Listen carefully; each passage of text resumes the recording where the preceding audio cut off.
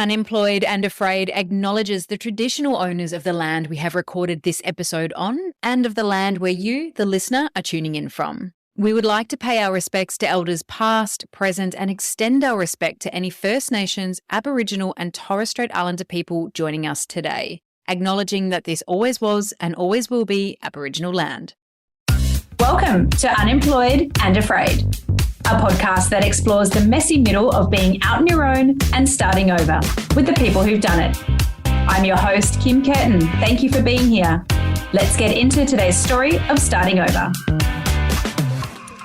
Hello and welcome. Wow, am I grateful you're here. The support for this pod and its guests has been blowing me away the last couple of weeks. And so have the incredible messages I've been able to read about fellow humans that are facing new career paths and starting and working through small businesses, just tackling the general unknown when you're out and about and trying new things.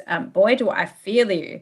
It seems that there's a few of us that would love to keep the conversation going, and it has triggered a little #pivot or evolution, extension, whatever you want to call it. In short, I think it's time that we start to build our community and see how we can't keep helping each other along the way. To get us started, I've set up a group on Facebook, and I'll grow this alongside you to curate a space where we can have more chats, get more support and resources along the way. So if you're keen to be an early part of this community, go ahead and hit pause, come find us Unemployed and Afraid on Facebook and request to join. Now, today's guest, wow, what a creative human and generous soul this wonderful woman is. It's Skye Hamilton, who has created the wonderful homewares brand called Bobby Seaford, amongst others. And we talk about the twists and turns of life that can sometimes not so gently push you down the path that you need. And we also talk about what it's like to live and work with challenging health conditions. I learned so much from Skye, and I know you will too. She's an absolute joy. And thank you so much for choosing to spend your time with us today. Let's get into the chat. It's a likely bet to say that today's guest joins us with salt in her hair and the sea in her heart. It's the lovely Skye Hamilton, co-founder and creative director of Bobby Seaford. Bobby Seaford is the home of Australia's saltiest homewares that conjure up ocean day dreams, and they are absolutely beautiful. If you are not following Skye and Bobby Seaford on Instagram yet, go and have a look and see the absolute gorgeousness. I sent my dad one of her beautiful linen prints just over Christmas, and he was very impressed. Skye is also the co-founder of Skipjack Maps, the purveyors of hydrographic maps carefully crafted to inspire coastal escapades. And Skye has been through a number of restarts in her life and in her career to be the person that we meet today through health challenges, motherhood, and of course, that lovely little pandemic we're also very fond of. She is the woman who continues to craft a life that's more aligned with her health needs and her family's happiness. She actually co-founded Bobby Seaford and Skipjack Maps with her partner, Nick. So if there ever is a family alignment there, I think that might be it. And that allows her to tap into what is impressive creativity. Skye, welcome to Unemployed and Afraid. Thanks so much for having me, Kim. I'm so grateful and humbled to be joining you here. And thank you for that intro. That's amazing. It's such a funny exercise hearing yourself like spoken back to you, you know. Yes. Thank you. Oh, it's my pleasure. I know exactly what you mean. It's always, funny to see things in print or in audio form about yourself and your work, because often we stay so firmly focused in what we're doing, what's right in front of us, and that pulling back and having a look at the bigger picture, pardon the pun, because you do create beautiful pictures as well, is, really an exciting exercise and a nice exercise. So it is my pleasure to have you here. And I mean it when I say your work in both Bobby Seaford and in Skipjack Maps is absolutely beautiful. Yours and Nick's work, it's stunning. So yeah, the pink snapper linen is hanging proudly on my dad's wall. Him and I used to fish for snapper when I was younger. So it has a beautiful place in our relationship and in my heart. Wow. Oh, that's so lovely. When we love that, just from the simple fish designs that they sort of conjure those nostalgia and memories that people have, and often from childhood. So that's really nice to hear. Oh, I'm so pleased. So Skye, before we get into your incredible career life, personal life, I just want to start with a little icebreaker. And I'd like to ask you how your energetic toddler would describe you. Oh, well, I mean, probably a bit crazy. Um, no, I think he would describe me as wacky, warm, and at times distracted. We've just had 3 weeks of holidays, and that was interesting. It was like the first time we've sort of been all up in each other's grill for that long, in a long time, since he started daycare. Wow. And I think it was a good lesson, actually, in that it's not always the amount of time you spend with your little one, or your loved one or whatever. It's actually just the quality of time. Mm-hmm. So, he's back at daycare now, and when I do see him, I'm just so present with him, versus, weeks and weeks of hanging out, which is, great in another sense. But you also, I guess, it's just those moments of proper connection that he will remember versus the full time stuff. So thank goodness. Yes, I'm sure there are a Yeah. lot of mums and dads who can relate. My family lives in Adelaide, my parents, and we have a wonderful relationship. And I do put that down to the many years I've spent living away from my home state, and the time that we get to have together when they visit, when I visit them, when I get to visit my sister and my nephews. It's that beautiful, time that's concentrated and we're focused on each other, which means that relationship can deepen because, everybody's present, everybody's engaged in that moment. So I agree with you. There's a lot to be said for those times being maybe not all day and dragged out and a little bit more concentrated. I think that makes a lot of sense. Good. Yeah. So Skye, tell me, who were you before you were the person that I have the pleasure of chatting with today? Wow. Well, there's been probably lots of different people before we did Bobby Seaford and Skipjack. But yeah, I guess going right back, I grew up in a small town on Tasmania's east coast, Bishano, and had this beautiful, idyllic childhood, on the beaches and in the water. I had 2 self-employed parents, so they were usually around doing their various things. And things changed a bit when I was 6, and I ended up in hospital very unwell with type 1 diabetes. Oh, wow. So that was something my parents were semi looking out for. My grandfather had developed it when he was a child, but it was a huge change. I mean, I was very young and I didn't fully understand the implications of type 1, but it is a chronic lifelong disease that requires multiple injections per day of insulin to stay alive. So suddenly at 6, I was, having to have multiple needles a day. This is so you mainly have insulin like before you eat carbohydrates. So as a child, it was sort of like, well, you can't eat dinner unless you have this syringe. Wow. And that was pretty big. I remember not being able to stay at friends' houses unless my parents would come around for my injection, for dinner and then for breakfast in the morning. So it was like this amazing sense of freedom suddenly kind of just became a bit squashed. And I don't think I really thought about living with diabetes until, reflecting on it more until I was probably in my teens. And I did realize the massive difference between me and my peers in the same sort of age group. It's a pretty big responsibility to kind of be, I guess, faced with your own mortality day by day. So by the time I was in my teens, I was injecting up to 8 times a day. Wow. And, too much insulin, which is the hormone we need to break down glucose in our blood to give us energy, can kill us. So, you're drawing up this little syringe and literally like a hair's width too much could send you into a diabetic, like a low blood sugar and then a diabetic coma. So you've got to be really careful. And I don't know how my parents trusted a 9-year-old with a needle. But I do like to laugh because I did get my syringe license before I got my pen license. No. And, I don't know, it's an interesting little claim. So that was, a massive life change that changed the direction of my life in a big way. Look, type 1, it's totally possible to live a normal life. There's just a lot more organization that goes into it. And so going through high school, I touched on how how the gap that was starting to appear between me and my peers, because I had so much responsibility thrust on me at such a young age. I just felt I just felt like there was this gap, and I don't know if it was maturity or just experience or something. And I had a really tough time in school. So primary school was great, but then come high school, I went through about 4 years of undiagnosed generalized anxiety and chronic depression. And I went to a psychologist in grade 7, but she just sort of sat there in front of me and said, "Oh, I think you're just going through, normal teenage insecurities." Meanwhile, I was literally, crying my eyes out every night and praying that I would be okay and I wouldn't do anything silly to myself and all this stuff. I was 13.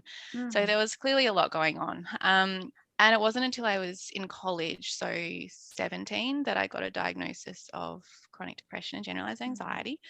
And that was a massive sort of rebirth for me, because I went, oh, wow, suddenly there's a label for what I'm going through. I'm not crazy. I'm not, this weird person. My thoughts are just, misfiring. I've got this imbalance going on. And it was one of the most liberating days I can remember, was getting that diagnosis. And I just went, yes, I finally got something to work with. And so I went, under treatment for that, and what did that treatment look like for them? Well, for me, I actually had really low levels of vitamin D, so like clinically low. So I ended up having to go on prescription levels of vitamin D, and that was amazing. That brought my levels right up, brought my mood right up, in conjunction with, cognitive behavioral therapy, and just, I guess, just nourishing myself. Like, I'd spent so many years of my youth bashing myself up. And it was really the beginning of the road toward actually learning to be compassionate towards myself, like a friend, I suppose. That was a big time. But and obviously, the mental health side of things with diabetes, it all plays a part. So there's a sort of clinically recognized component of type 1, which is diabetes burnout. And that can happen every now and then for different people. For me, it's usually once or twice a year, I have a big diabetes burnout, where you're just like, you know what, I'm just over this. I can't escape it. I'm over it. I want to do anything I can to escape this. And I think a lot of people with chronic health issues or conditions will sort of resonate with that. You do at times feel like you're just stuck in this body that you really didn't have a say over, and it can be really hard. But they're the moments that you just have to push through, because there is no alternative. Well, the alternative is horrendous. So you just have to push through, and it's just a part of it. It's just riding that wave and putting one foot in front of the other. Wow, that's a lot to work with on your formative years, and I can imagine that would have also started to play a big part as you entered into your early career, and those early 20s, when there's lots of partying happening and things going on around you. Definitely. So I think I'd always, from a young age, wanted to work for myself, be my own boss. I think that was very much a influence of my parents. So my mum was my mum is an artist and a singer, and dad is a land surveyor. So he would always get his maps out and be, designing these cool maps, and mum would be there painting. And I'm drawing some lines here. I can see where this started for you. Yeah. So and I would just busy myself drawing and painting and doing all sorts of creative things. So in my head, I was just like, right, I'm just going to work for myself, and then I got to around 18, and I was like, oh, that's it's a bit difficult to just sort of start a business. Like, oh crap, I've actually got to go and work for someone first. Did you ever start like a little little funny business, or just like anything you just kind of wish you could forget? Well, in primary school, I did try to start a school magazine, realized I'd taken on the earth and just didn't do anything with it. I think I compiled like a draft and that was it. I was like, I can't do this every month.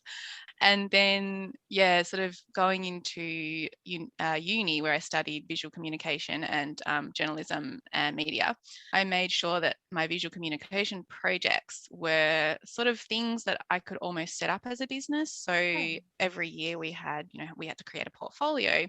And I guess visual communication is kind of the fancier term for graphic design, essentially. So I do things like, design a surf magazine or design a mental health magazine, all things that I thought maybe one day I could, light this up and get this happening. And then, your identity shifts, and I kind of wasn't so much into the surf magazine thing. And then I was sort of sick of talking about mental health at one point. And I just thought, no, like I'm just going to, get a job while I'm at uni in hospitality and do some travel. So throughout uni every year, I'd sort of go to Southeast Asia or Indonesia. And that really helped, I suppose, inspire the creative side of me. And then of course, health stuff kicked in. So I got mainly through uni doing hospitality, and my body just started to really struggle with the hours and the intensity. And that was related to my diabetes, my blood sugars swinging. I can sort of take away my edge a little bit sometimes, take away, like it can impact memory, recall, that kind of thing. So I was just struggling a bit, especially the night shifts, working 6 till 1 a.m. and then, we'd back it up with a session out on the town. Of course. Just, and you'd be up till the sunrise, and it was fun, but my body just broke. It was just like, okay, too much now. And I was only mid-20s. So all my friends were still partying and that kind of thing. But I ended up so unwell that I became hospitalized and couldn't eat anything without my body literally purging itself. It wasn't like an eating disorder or anything. It was completely involuntary. Just my body couldn't take food. So I ended up in emergency, and I was there for, 24 hours, and a few words were thrown around, and then the word gastroparesis came up. And then they discharged me and said, just have these. I was put on prescription liquid nutrition, so I could only have little bits of liquid and tiny, like this amount of food. So like, a small palm's worth of food at a time. And that was basically for 6 months prior to that. I'd been getting chronic belching, chronic bloating, like I looked pregnant. And then the nausea hit, and that was when I basically for a week just was throwing up when I ate anything. And with diabetes, that's dangerous. You need to make sure that you can eat carbohydrate and sugar to get your levels stable. So I suddenly ended up at home with this semi-diagnosis of gastroparesis, and gastroparesis is a paralysis of your vagus nerve. So that's the nerve in your brain that sort of connects your stomach, which means your body can't digest properly. And that can be caused by lots of things, but in my case, they suggested it was the diabetes. So blood sugars can, unstable blood sugars can damage nerves, and I'd never heard of the vagus nerve. And suddenly I was having to do all this reading and getting very freaked out, because gastroparesis in its most severe form is basically a feeding tube. You can't eat anymore. You're on a feeding tube. And my heart goes out to anyone with it, because it's pretty brutal. I decided that it was time to get my life back on track, and it ended up in hospital. I remember coming out of hospital and just staring at myself in the mirror in the bathroom, and I was so skinny, because my body was absorbing no nutrition, because it was basically didn't know what to do with this food I was putting in it. But I was exceptionally bloated, and I just remember standing there and just crying, going, what has happened to my body? I'm literally, early 20s. I should be out enjoying life, not literally feeling like an old, an old person about to die or something. I was so unwell. I ended up basically getting like slowly building my health up. So I went and did a gut health course at the wonderful pharmacy in Hobart called Gould's. And so that was a sort of intensive course all about gut health and your gut flora. And that really opened my eyes to different ways that I could be eating. I'd always been healthy, grew up in a very healthy family. You know, mum was brewing kombucha before, I don't know, the For word us was cool. like, Yeah. so just little steps like that. And slowly, my health started and my blood sugars started to better themselves. And that was really a slow process. It was about 2 years of recovery. But my symptoms started to lessen and I was able to eat quite normally again, went on all the things like the low FODMAP diet and everything. And it was just a long process. And then through that, obviously, work was affected. I was in the hospitality at the time. And then something else started to niggle at me, which was migraines. I didn't know they were migraines because in my head, all migraines were like pain in your head or vision disturbances. And I was getting to the point where I was basically the triggering factor where I realized something was really wrong was I went to a wedding and had a wonderful time, but woke up with a hangover, which didn't clear for 5 weeks. And at, about 4 weeks in, I was just going, what is going on? I'm feeling like I'm on a boat, like I'm so unwell, I can't think properly. And I got in touch with a neurologist and she said, you have vestibular migraine, which there isn't pain associated with my type of vestibular migraine. And basically, we need to cut out alcohol, we need to cut out caffeine, and we need to watch your sleep and your stress. So I was, again, I felt like I was just too young for this to happen and affect my life again. But I ended up stepping out of work for 6 months in that time. And it was a real difficult, it was wonderful. I was starting a new relationship at the time, but I was really unwell. And I'd built a lot of friendships on the sort of booze culture of hospitality and uni. And not a lot of them actually contacted me while I was really unwell. And I felt really sad because I was like, what is going on with our society? It's so boozed up and so addicted to substances that we're forgetting some really basic things. And that's how to have a friendship without having a substance involved. In my age group, particularly, at the time, throughout the university culture in Tasmania then. And it was a big time of reflecting, I suppose, on that. Big pits of loneliness, going into depression again, coming out. A lot of mindfulness got me through that time because I was literally just housebound. I just didn't basically leave my house for 6 months. Eventually, I got myself to a point where I was a bit stronger and I tried to go back to hospitality, but it just really wasn't working out. And slowly my shifts were cut because I was just unable to meet the requirements of the shifts. I'd just call up being like, I'm so sorry, my migraines flared or my sugars are doing, weird stuff. And I ended up in this real cycle of terrible self-esteem because I felt like I was letting people down left, right, and center. Again, those with chronic health issues will probably resonate with that. It's really hard when you're trying really hard, but your body has other ideas. And have felt for a large part of my life that I have just let people down left, right, and center. And that's been hard to move on from. But the reason I'm living my life the way I am now has been because I realized I just could not continue down that path. That's just self-destruction. You can't live with that amount of shame, even though it's nothing you're intentionally doing for, a decade. It's just too much.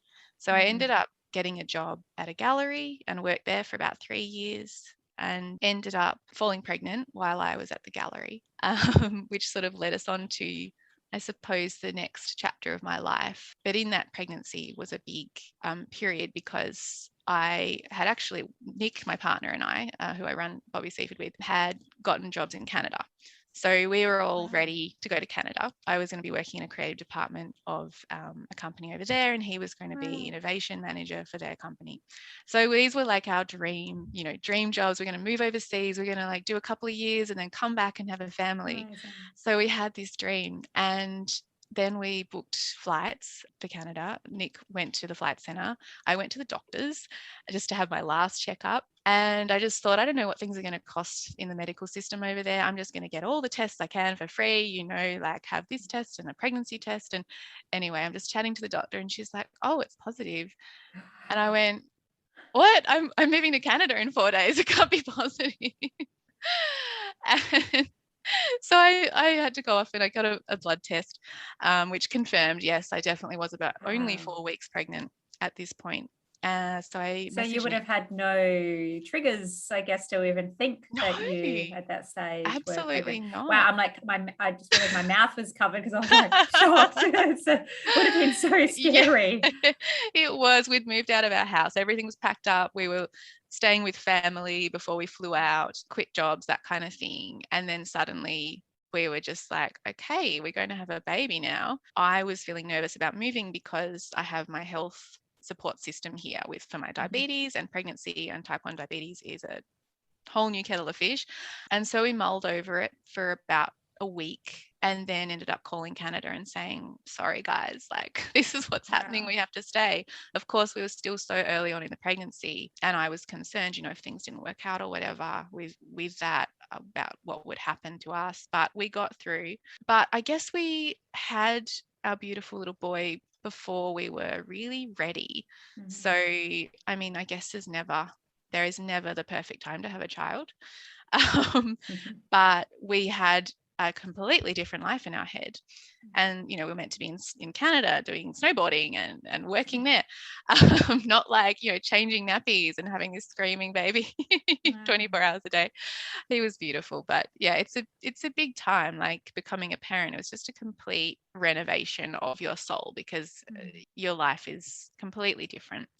So we went through obviously a lot of joy for having our son, but we were also grieving at the same time that we didn't get to do what we had hoped. And we both struggled, Nick and I struggled in different ways with our mental health. And it took about 2 years really to sort of get back on our feet. So Murray's now 3. But through the first year of motherhood, I really, I laugh at this now. I feel sorry for the pressure I put myself through, but I was just like, right, I'm on maternity leave. There's no way I'm returning back to working for other people. I'm done. And then, of course, I basically had to go back to a shift a week by the time he was 5 months old because we needed the money, frankly. And my place of employment were wonderful. They were like, you can work from home. That's fine. We understand you've got a baby. And that was great. But I was still just, had this bee in my bonnet about the fact I did not think I would be returning to work for somebody else once I'd had my baby. So I set upon launching a little design studio called Wild Pod Studio. And that was great. It was my first forage into feeling like myself after having our baby. And I designed some prints and I kind of started an Instagram page and I did a website and, I was expecting to sell some prints and then they were just like crickets. And I was like, what's going on? I've poured my heart and soul into this. I'm a new mum. Come on, guys. Yeah. But it was a really good lesson actually, because I was riding the wave of what was sort of trendy at that time. I think it was when rainbows first started really coming out, rainbow this and rainbow that. And I was like, I'm going to paint rainbows. And people online with e-com, like you cannot really tell the difference between a print that has been printed at the highest quality versus a print that is like a digital quality. So people just weren't wanting to pay, I don't know, $100 for a print online when they could get a similar thing from, I don't know, Kmart for a fraction of the price. So that was a good learning. But through launching that studio, I actually got approached by a couple of different companies. So I got approached by a children's apparel company to do their marketing, and that was wonderful. It was right at the time of my life where motherhood was fresh and I was just living, breathing, childhood things. So that was wonderful. And throughout that time, I had been sort of reading a wonderful motherhood magazine that was inspiring me and getting me through that first year. And they advertised for a partnerships manager. I had no idea what that was. I was just like, I want in. You guys, you inspire me. Brilliant. You make me feel like a human, while I'm lying here like expressing milk and with a screaming baby. And thank you guys. So I'm in. Anyway, so I applied for the position, and to my surprise, because I was sort of like going down imposter syndrome, who am I to, work for this brand? Like, they're so cool. I don't think I'll get it, but I'm just going to hell with it, just do it anyway. And I got an email from the editor, and she said, I've just seen your application. You're the last one that came through. You're actually late, which is, I was like, oh, she's like, lucky you were, because I wouldn't have seen it otherwise. And she wanted to have a chat. Anyway, she ended up offering me the role. This was right as COVID was starting to impact everyone's life. And so for a while there, I was juggling the management of the children's apparel brand, marketing alongside the magazine role. And they were both flexible, around parenting, but at the same time we lost daycare because of COVID. Tasmania went into a 6-week lockdown, which compared to most of the rest of Australia was nothing. But managing still quite a young child, he was still like just in his second year, was sleeping terribly alongside my chronic health issues, and then 2 jobs. And this was within the 2 years of both myself and Nick just really struggling mentally. It was just too much, and I burnt out. So I ended up having to approach the magazine. I just said, look, I'm so sorry. Basically, at the time, I wanted to focus on the more creative role. So at that moment, it was the children's apparel company. I said, I just think I need a more creative role. And, and the editor had already said, look, we basically just, it's sort of a watch and see at the moment, because we don't know how COVID's going to impact partnerships and that kind of thing. So that came at a good time, and I stepped out of that for a little while. And then before too long, the magazine advertised for a brand studio creative director. So they were pivoting in the pandemic to see if they could start different areas of the magazine and help things there. So I got in contact with them again. I said, this is a role. This is the role that I could help you with if you're open to it. And they said yes. So I was straight in there, and we had a great time designing identities for businesses being started by mums or just revamped by mums and that kind of thing. So that was my dream job for years. Like while I was studying, I just would have done anything for that job. And I felt really proud to have gotten it. The move into the partnerships manager role was A, I wanted to learn more about marketing, but B, I hoped that it could be a stepping stone towards a more creative component in their business. But then it just started to get, I don't know, I started to struggle again with my health, because of course there are still deadlines in branding. There's big deadlines. So my migraines were ramping up again, and we'd moved house to a small town like south of Hobart, and we were just trying to establish our lives, in this new town. And it was really becoming difficult again. And on the side, I'd actually been selling some paintings that my partner Nick had been doing, which were Southern Ocean fish species. So when Murray, our son, was born, part of Nick's getting out of nappy duties, I will say,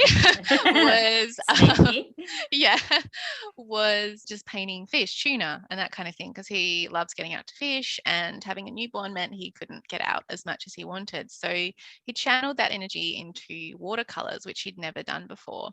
And quite a few of his mates who were also keen, fish people, started to want them. And so while I was at working for other people, I was just like, you know what, let's get some extra cash in for Christmas. I'll chuck them up on Gumtree and see how they go. So we started, like, suddenly we just had people arriving at our door, like people we'd never met before, going, oh, we want, we love some tuna for our shack. And there's such a big, shacky community in Tassie, and so many of us have fond memories of the coast in Australia, because most of us live by the coast. And it just really started to get a bit of a roll going. So while I was starting to struggle with my health in my role at the magazine. I was just sort of doing this. It was just keeping me creatively engaged for something for us versus someone else. And as much as I love bringing people's dreams to life through branding, it felt good to focus on our own thing for a little bit. Yeah, so basically I started an Instagram page, and at the same time the magazine just had to hit pause for a little while because COVID was just like so many industries, it was impacting. So they decided to focus solely on the magazine again, and I was suddenly given this opportunity opened up for me to go, okay, well, I'm not part of this branding studio anymore, so what do I do? And Nick and I sat down and went, okay, it's time to do the fish, time to get the fish brand underway. And was it called just the fish brand at that stage? Was it a brand, or was it just a spark? We'd always, I said I'd always wanted to do something myself since I was a child. Nick had the same thing. So when we got together about 7 years ago, he and I were both keen to start something together. So we were always thinking of ideas and coming up with different things. It just hadn't been the right moment. And I also think we were just lacking. I guess it's that imposter syndrome thing, isn't it? Like, oh no, we couldn't do that, or when's the right time kind of thing. But when you're thrust out into the spotlight and your job is sort of changed on you, suddenly, I mean, you've got nothing to lose, do you? So, I mean, I was very lucky. Nick is still working in science, which is what he studied at uni, while he paints for us as well. So he supports. He was like, look, I'm happy to support you to get this up and running if you ready to give it a go. And I was like, absolutely. So I was very lucky from that perspective that he had faith in me to do that. So yeah, huge thanks goes to him for supporting that sort of element of it all. That must have been very exciting the next morning after that conversation, waking up and being faced with the opportunity to build your own brand, your own dream. It really was. I couldn't get into it quick enough. I was so inspired and still am, because it's just, I suppose it just came from the fact that I was sick of letting people down and feeling bad on myself, and finally connected with the fact that, you know what, you have got a body that does a few different things to a person that can hold down a 9-to-5 full time. So you have to start listening, Skye. Otherwise, your body is going to break again, and you now have a family. So there's a lot more to lose now than just when you're at uni studying. So it was a really, really great time to start finally listening. And it just, honestly, I just cannot describe the feeling of finally deciding to go out on your own and do something that, I mean, I had no idea that I would one day be selling fish or fish homewares. That was not where I thought life would lead. But, just a beautiful thing of Nick painting tuna for our son's bedroom became this dream that we're now doing together. So yeah, I guess life just has this way of throwing you curveballs, and you just got to make the most of it. Yeah, absolutely. And I can see a lot of the threads of the wonderful story of your life, the engaging story of your life, the threads that have brought you here, and you have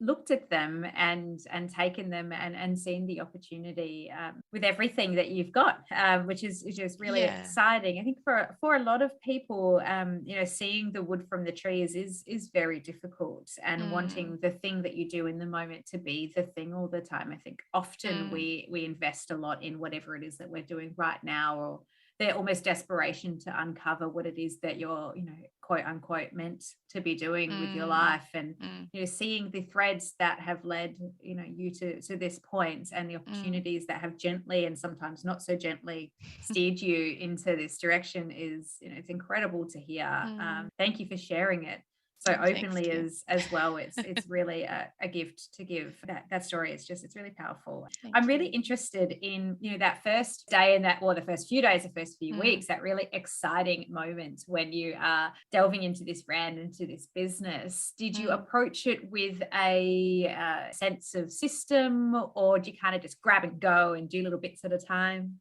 Good question. It was very much just winging it. I mean, I'd gathered skills, and naturally I loved doing branding and marketing, that kind of thing, and designing, but it was, in theory, I thought I knew a lot of stuff from my previous roles and experience, but putting it all together was a different thing. Yeah. So in my head, I think I was like, I'm going to run this business. It's like on Mondays I'm doing this, and Tuesdays I'm doing this. But I've got so many schedules like that too. I'm like, right, between 10 and 12, it's this and that. Yeah, never happens. That's it. No, life just has a way of going, no, today I'm going to throw something at you. Yeah. But yeah, so I guess it was very much an organic process. It was just, oh, Nick, like people love, people asking for flathead. Let's do flathead, painting a flathead. And then, we'd release the print. And then it was sort of like, oh, you know what? Maybe we could do something a bit more interesting. Let's bring in a linen range and, create some more opportunities for a beautiful homely element for a shack, and especially because the pandemic was hitting, so many people were locked inside, unable to access the activities and the coast that they had grown up doing and loved doing. And so it felt like a good time to really try and bring the coast back to people's lives in a way as simple as a cushion or a tea towel. So yeah, we've had some great stories of people, like, it's amazing. People will buy a cushion and suddenly they're telling us about, how their grandfather taught them to fish, and this is the fish they caught. And it's really wholesome hearing those stories. And with the Skipjack Maps as well, again, it was like people suddenly couldn't travel with the pandemic, and we started looking at our own little patch, I guess, of map that we have here at the shack that we now live in, and just looking at the different opportunities that those tiny coves and bays and mountains sort of offered. Yes, we couldn't travel overseas like we may have wanted, but we can try and make new experiences in the little patch that we are living on. That's when Nick's mapping background, so marine mapping background, came into play, and he started creating maps. And yeah,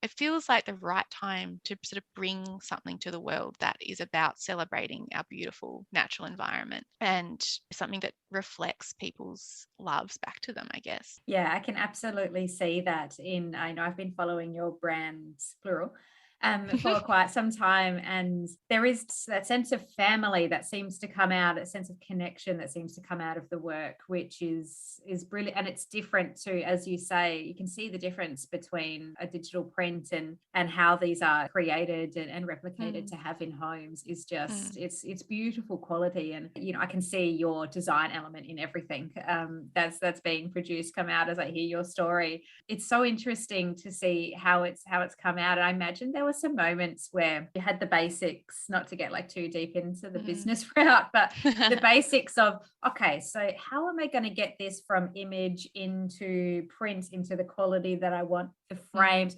finding all these things. Was that overwhelming at times? Yeah, I think I just jumped in and didn't think about what it would entail, but it is a process. There's the painting, the beautiful painting that Nick does, and then we work with a wonderful photographer who then gets images of our work, and then there's a lot of different formatting and things that have to happen with my software for putting it onto linen. And then so I mean we work with some amazing partners to get this all happening. We've got a beautiful linen printer in Australia who sews and prints all our designs.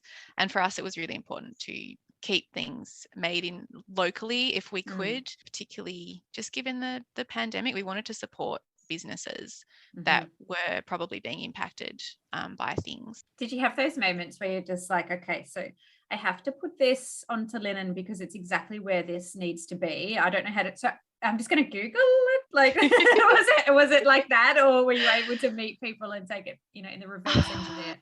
I suppose my background with graphic design really came in handy in those moments. So yeah, like I guess I had an understanding of the print process and that kind of thing.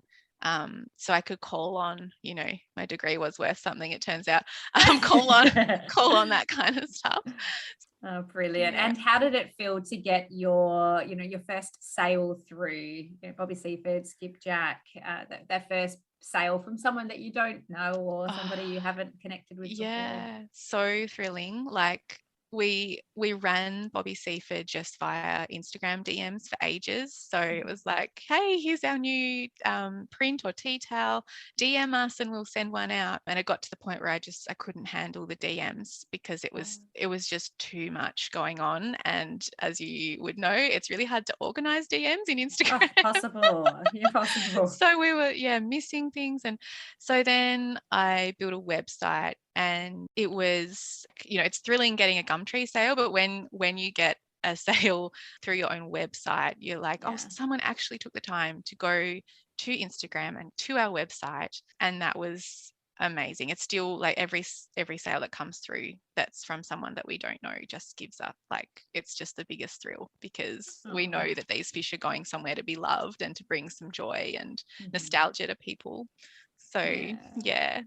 Oh, that's so nice. It's that that little meme that floats around about a small business owner doing a happy dance whenever they get an order. It couldn't be more realistic. Absolutely. That thrill of seeing it land in the inbox that there's a new order is, I totally resonate. Makes me all tingly because because you can't wipe the smile from your face. It's a very unique kind of joy. It really is. It is doing wonderfully well, of course, from everything that I see as being a fan of your work and as being connected with you as we are now. And I still imagine that there are some times when the running of the business feels a bit worrisome, or the future of the business is a bit too much to think about at times. Have you had an experience like that? Yeah, absolutely. And again, it's very linked to my health score going up and down. I come at life with a new sense of security in the fact that it may not be, we hope it's financial security, but of course the world has other ideas. But the security in the fact that no one is relying on me other than the family to get stuff done. So everything I do now is at my own pace, and that works with my health. I just think it's such a sad position if someone is talented and has ambitions, but they have a body that isn't, functioning the way that they would like, to feel down on themselves. It's probably just because you haven't found the right thing that is working for you and your body. So I feel like I've come so far from the girl a decade ago who was struggling to keep up with the rest of the cohort because I thought that's what we had to do. In saying that, yes, the experiences I've had have been really important in shaping who I am and the skills I have now to bring to our business. But I still have my days where, okay, my blood sugars aren't cooperating today. Oh, it's migraine day. I'm just going to sit back for a bit. Or there's such a rounded degree of activities in running a business. You've got your creative, like a small business, you've got your creative things. So for me, that might be designing or doing some branding. And then you've got more of your operational side of things. So on a day I might be feeling off, I'm like, okay, I'm going to go to my zone of genius, which is like the design, and I'm just going to play in that for a while. And that's so nourishing because I'm not bashing myself up. I'm, it's in a way, it's just like this compassionate thing of going, okay, today we're not going to be doing maths. Today we're not going to be doing too much customer service. We're just going to do something that will, still move us forward, but it's going to actually nourish you at the same time. So, yeah. That's wonderful advice and wonderful insights to take on. I often read and listen to advice in running your own business, or be it just running your day-to-day job or yourself, about following how you feel. If you're feeling a little bit flat, recognizing it and seeing where you can still make a contribution. But I don't think I've ever heard it articulated as beautifully as you just did, and understanding that it is part of chronic illness and the management of chronic illness that has brought that to be so crystal clear in your approach to work is frustrating but incredibly insightful. I'm happy that you shared that. It really just makes the penny drop, and I think for myself, but also for, I'm sure, a lot of other people, about how to truly honor where you are and how you show up for yourself every day. It's wonderful advice to give, so thank you for sharing. Thank you. What is next for Bobby Seaford and Skipjack Skipjack Maps. You did Knew well. I was going to do it. Yeah. It's a jumpy phrase. What's next? Oh, such a good question. Honestly, I mean, being the beginning-ish of the year, I feel like there is just a whole lot of fresh energy that we are starting to play with here. So we did a preliminary launch for our first map end of last year. And so moving forward for Skipjack Maps, we'll be releasing more maps of the coastal areas in Tassie. And the dream is to then, move to the mainland, as we call the rest of Australia. And do. I love that term. I've really read. First, I was like, I don't get, I don't know. It seems kind of mean to call me a mainlander now that I'm here. Now I totally love it. It's great. Yeah, so I guess evolving that, and with Bobby Seaford, just continuing to, I'm really excited to grow our linen range. And Nick's working on some new work at the moment. We've got a few more things coming out within the next sort of few weeks. So there's lots of things bubbling away, and it's just about continuing to grow this life that is more sustainable for us and where we're at in this chapter, and families' happiness and health needs. So it's a brilliant purpose to follow. And one final question, honouring your time today that you've already given to myself and to the listener. The last question that I have for you is how we can support you in your endeavours. Oh, thanks, Kim. Well, basically you can find us on Instagram, so at Bobby Seaford, and at Skipjack Maps. That's probably the place where we're hanging out the most. We're on Facebook as well, and we've got the Bobby Seaford website, so bobbyseaford.com, and we're selling our maps through that at the moment until we get the Skipjack Maps website running. That's where you can find us. Otherwise, come down to southern Tassie and you'll find us on the beach. Brilliant. I'm definitely going to invite myself over next time I'm down south, as it looks like an absolutely beautiful part of the world. I will make sure that the links to both Instagram pages are in the show notes for the listener to be able to go and click that and follow along the content you share, the stories behind the beautiful pieces that you and Nick create.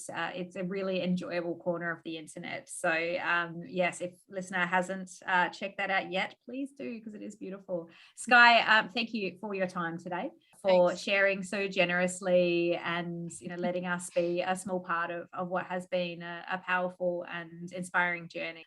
So I really appreciate your time being here with me today, and I look forward to the next one, because I feel like there's more businesses inside of there that haven't come out yet.